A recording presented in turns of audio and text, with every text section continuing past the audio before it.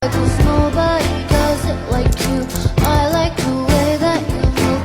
That's why I never go through with leaving you. Everybody says Oke, Assalamualaikum warahmatullahi wabarakatuh. Perkenalkan, nama saya Rania Saraswati dengan NPM akhir 290 dari kelas Bahasa Indonesia GIR 577. Jadi di sini saya akan membuat video, di mana video ini akan berisikan mengenai kesalahan-kesalahan berbahasa yang saya temukan di ruang publik. Oke, jadi untuk kesalahan yang pertama itu saya temukan di Jalan Braga, Kota Bandung. Jadi di sini itu dia di depan ya toko oleh-oleh yang menjual kaos dan juga buah tangan lainnya. Nah, di sini bisa terdapat dapat dianalisis beberapa kesalahan. Yang pertama di sini ada kalimat ngapain aja sih kamu di Bandung. Nah, di sini sudah terlihat kalau di sini itu merupakan kata yang tidak baku. Jadi ngapain itu merupakan bentuk tidak baku dari apa yang kamu lakukan atau mengapa, sedangkan sih itu merupakan kata partikel informal atau yang biasanya itu umum digunakan dalam percakapan yang santai.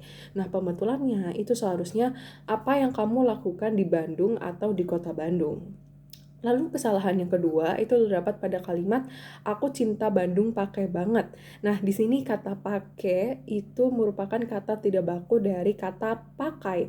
Lalu di sini huruf kapital itu juga digunakan ya di seluruh kalimat dan tidak hanya di awal kalimat dan di awalan kata Bandung saja seperti itu. Nah, pembetulannya adalah aku cinta Bandung pakai banget.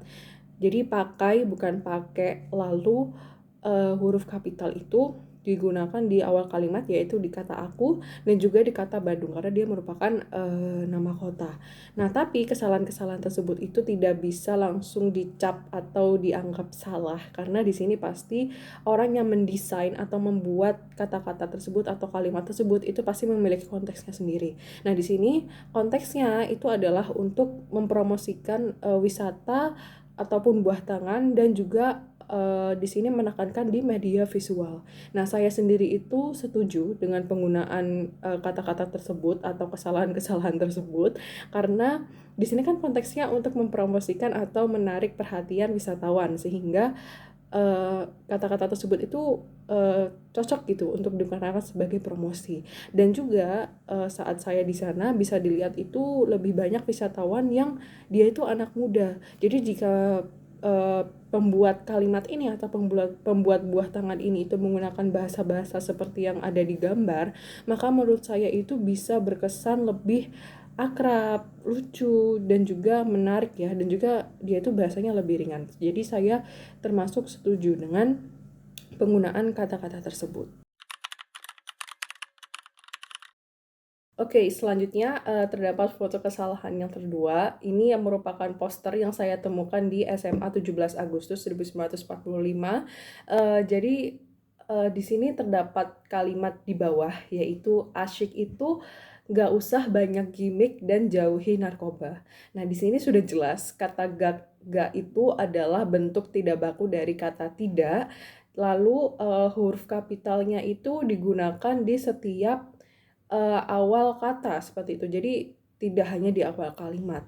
Nah, untuk struktur kalimatnya sendiri itu sudah cukup komunikatif. Kalau menurut saya sudah menyampaikan maknanya itu bisa dipahami gitu, tetapi mungkin akan lebih tepat jika dipisahkan saja menjadi dua kalimat sehingga pesannya itu lebih jelas. Jadi pembetulan kalimatnya itu bisa asyik itu tidak usah banyak gimmick dan juga lalu titik jauhi narkoba.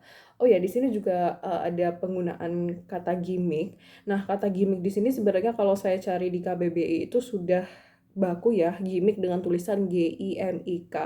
Tetapi kalau misalkan pihak yang membuat poster ini itu memutuskan untuk menggunakan kata gimmick dalam bahasa Inggris, maka seharusnya dia itu bisa dituliskan dengan huruf miring, tetapi di sini sudah menggunakan kata baku maka sudah benar gitu.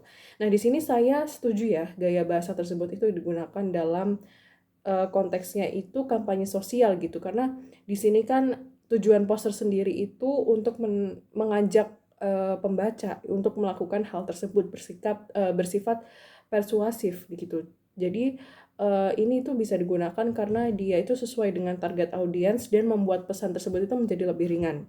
Tetapi yang membuat saya kurang setuju mengenai penggunaan kata tidak baku tersebut itu karena poster tersebut itu diletakkan atau dipasang di lingkungan sekolah, di mana lingkungan sekolah ini seharusnya menjadi tempat pembentukan karakter dan juga kebiasaan berbahasa yang baik dan benar. Sehingga menurut saya pribadi, penulisan tersebut itu tetap harus menggunakan kata baku seperti itu untuk menjadi contoh bagi siswa dalam penerapan tata bahasa yang bagus sesuai dengan EYD atau pedoman bahasa Indonesia, ejaan yang disempurnakan seperti itu. Lalu di sini terdapat kesalahan yang ketiga. Kalau yang ini tuh saya temukan di tempat makan di dekat kos saya yang sekarang. Jadi di sini sebenarnya untuk nama-nama menu sudah sesuai ya. Es teh, es jeruk nipis itu sudah menggunakan bahasa Indonesia, tetapi di sini ada dark choco sama chocolate milk di mana dia itu menggunakan istilah asing, maka seharusnya itu digunakan tanda miring. Tetapi yang mau saya tekankan di sini adalah penulisan harga dengan menggunakan huruf K. Jadi di situ terlihat 3K, 4K, dan juga 8K. Nah, ini itu sudah jelas ya, dia itu tidak tepat dalam penulisan lambang bilangan ataupun mata uang, karena K ini bukan bentuk baku dalam penulisan angka. Nah, seharusnya dituliskan seperti uh, kaidahnya atau ejaannya, yaitu RP 3000 gitu, yang sudah sesuai dengan EYD. Tetapi di sini mungkin tujuan atau konteksnya dari pembuat daftar harga ini itu mungkin dimaksudkan untuk keperluan promosi atau desain visual ya, karena di situ kan bisa menghemat tempat tuh. Kalau misalkan dituliskan RP 3000 maka dia akan sangat memakan tempat, sedangkan kalau 3K saja maka itu bisa ditempelkan kecil seperti itu, sedangkan kalau RP 3000 mungkin akan memakan tempat sehingga foto produk itu bisa tertutupi seperti itu.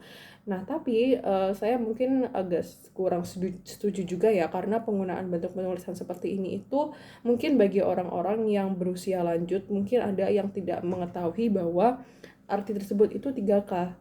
3K itu adalah 3000.